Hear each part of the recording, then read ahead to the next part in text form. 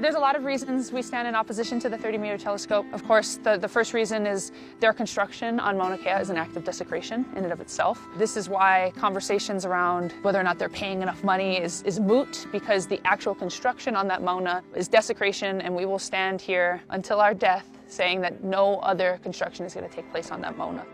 This mountain is held as conservation land. It is zoned as conservation land. Therefore, it's supposed to have the highest level of protections to protect that natural ecosystem as it's supposed to exist.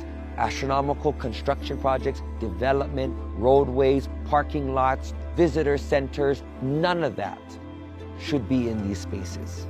There are really serious environmental impacts we need to consider. The impact to our water, much of the water for this mokupuni is fed from that Mauna. As the state and other agencies and organizations continue to propose and try to break ground on that Mauna, they threaten that water, they threaten our native plants, our native animals. It's really about a building and the inappropriate use of the summit of this mountain to house an 18-story building that has a 5-acre footprint and another 20 feet proposed to be built underground. And so the community, we're here with one common cause, and that's to stop trucks from going up the mountain to begin this newest project. There have been 13 telescopes built in all, and every one was going to be the last one. Our parents tried to fight it, we tried to fight it, and we continue to be steamrolled. And so we're not going to leave it for our children and our grandchildren to have to deal with. This is it. We're drawing the line in the sand, and we're not allowing any more development and no more desecration on the top of our sacred mountain.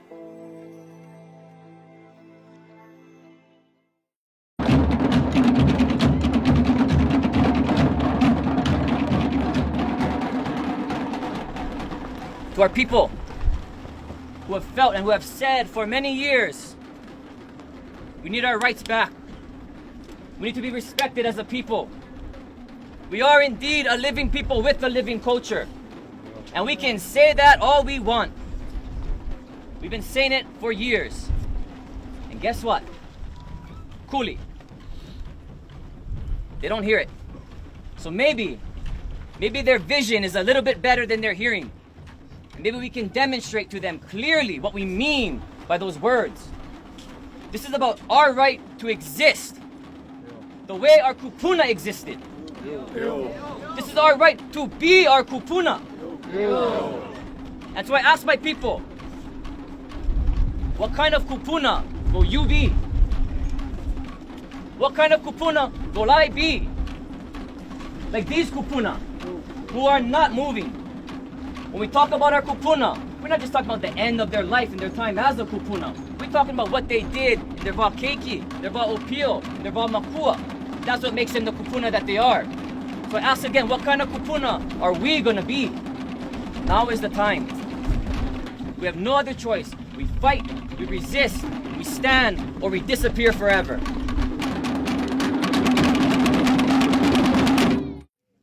I speak Eva, but I cannot give him. No, I like you guys Mana carry me.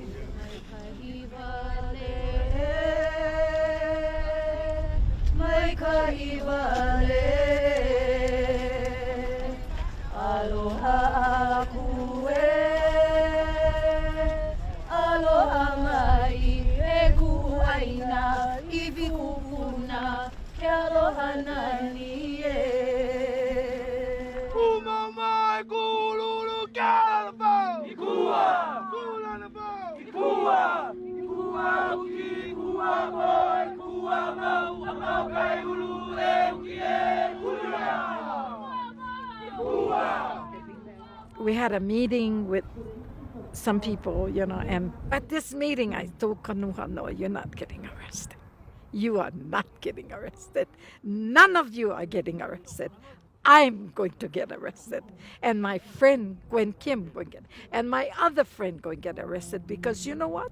My life almost pow. So now is my time to stand up for you folks. Because no more of our young ones. No more. No more. They have family, they have the future, they got their jobs. I power already. I'm retired, I have my own hali. Enough. Let me do my part as a kanaka maoli.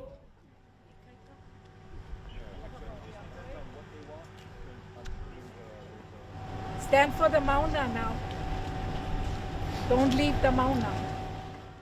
Watching those kūpuna get arrested, I will never forget it. I looked around and I saw people crying from their soul. Ha'u. It's not a regular kind of cry. It's a cry where you cannot breathe because the people that you love, that stood for Kaho'olawe, that stood for Pu'uhuluhulu, that stood for the Mauna for the past 30 years. So many of our leaders that brought back our language, brought our hula back to the forefront, watching them zip-tied and put into vans. I will never forget that. Ever.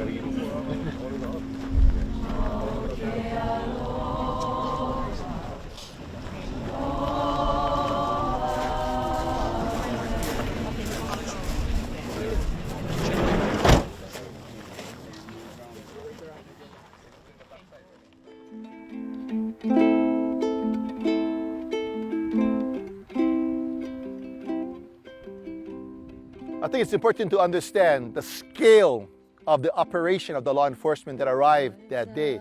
Law enforcement from the various agencies, police departments, the sheriffs, the Department of Land and Natural Resources, the Attorney General offices, all got together with police officers from 4 of the major islands, all amassed themselves to face off against our people. So we were looking at the largest law enforcement operation in the history of Hawaii to come down on Hawaiians, short of the US military actually landing Navy and Marine officers to overthrow our government. And our people did not blink. Our people refused to step away, and in fact, further entrenched ourselves in our culture and our dignity and our humanity to stand up for what is right. One of the reasons we were so successful is because the police weren't prepared for the fact that every time they picked up a kūpuna, another one sat down. But eventually, we were running out of kūpuna. We needed to find a way to hold this stand and not just have them be arrested and then that was it, poho, they go through. So we started talking kind of in back circles saying, okay, when it gets to a critical moment, we are going to call the manawahine to hold the line, and the manawahine will take arrests next. And we thought we were going to have, I don't know, 20, 30 people. And when it became clear we were going to take the road and we started taking the road, we had over 100 women join us in multiple lines. And I don't think I've ever felt more sure of being exactly where I was supposed to be in my entire life. There was this overwhelming feeling that it didn't matter how many guns they had, it didn't matter how many batons they had, it didn't matter how many different toys and weapons they were going to use against us, that we were far more powerful than they would ever be. And so all that humanity I felt that was stripped away from my kūpuna in their arrest was like given, we like took it back. You know, we were really fortunate that we were so successful that no one else took arrest that day. The police, they didn't know how to deal with all of us.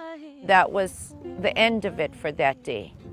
There was a retreating of the officers that day. And from that moment on, we said, as we did in 2015, there would be no turning back for us.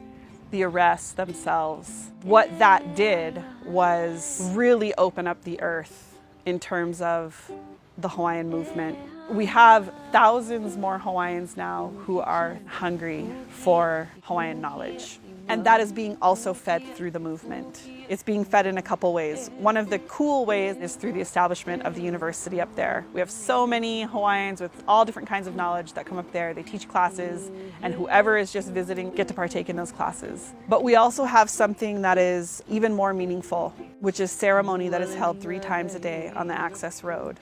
And it is a combination of chants, prayers, and hula. And this is a moment that is now accessible to the masses that used to be accessible only to Hawaiians who join a halau, maybe went to immersion school or a charter school, or enter the university. To be able to reconnect with chants, prayers, and practices of our kūpuna that really facilitate coming into being Hawaiian and expressing through your voice and through your body your connections to this aina. The biggest threat to the powers that be is a unified, organized, and educated Hawaiian people. And that's what you see going on today, is this resurgence of our knowledge as a people. I think that the state of Hawaii is very unprepared and very unwilling to understand what is going on in our community. Our people are rising. Our people no longer will accept being second-class citizens within our homeland. That our people demand our humanity and do whatever it takes through nonviolent direct action, including Aloha, to challenge all of those who exploit our lands, who divert our waters, and who reap benefits off of our oppression. The reason that the state is coming so hard at us and our people are stepping up just as hard in Aloha is that we represent a massive threat to this settler society. We can literally turn everything upside down and say, no, we don't want to live like this anymore. We don't want to live lives completely dictated by capitalism and overdevelopment. We don't want to be told over and over that we're going to have entitlements because we're a part of the state of Hawaii, but then the state can do whatever they want to our aina. What's really happening here is that Hawaiians are saying, it's been enough. Understanding that a sovereign Hawaii, an independent Hawaii, a decolonial Hawaii is better for everyone. The state of Hawaii has woken up a sleeping giant. Our people are now awake, and we can organize because of that. People try to portray this idea that Hawaiians can't be unified and Hawaiians can't get along. That's the furthest thing from the truth. As our kūpuna would say, who could deny our intelligence, our abilities? For this is a path that has been commonly walked upon by our ancestors. We're not trying to do anything that we haven't done before. We're just trying to do it again. And this is just the very beginning. And if this is what we can do in the beginning, man, we can have a lot of fun imagining what we can do as we get closer to the end.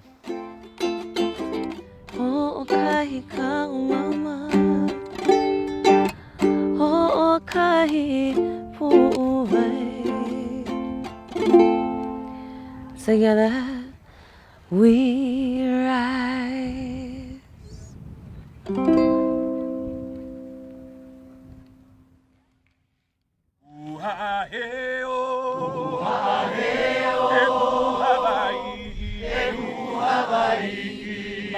Mikey